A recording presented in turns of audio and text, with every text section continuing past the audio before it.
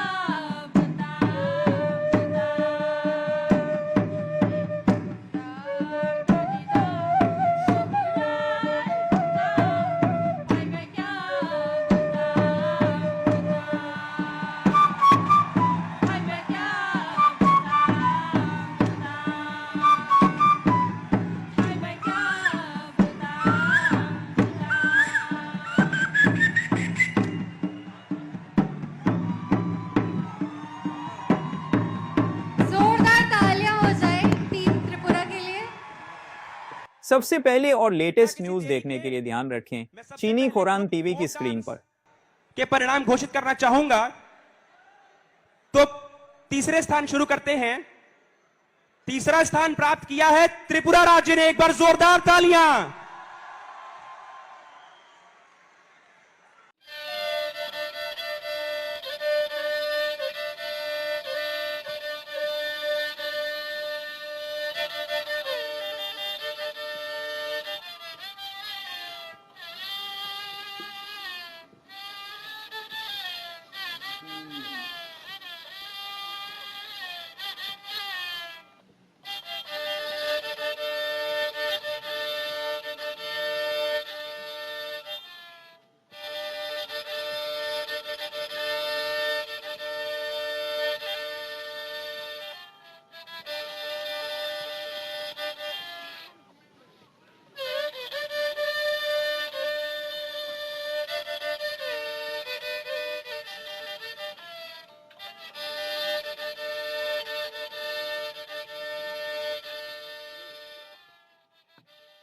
পার্বত্য রাজ্য ত্রিপুরার মোট ভূ অংশের 24% জমিতে রাজ্যে প্রায় 50% মানুষ সরাসরি কৃষি ও কৃষিকাজের উপর নির্ভরশীল।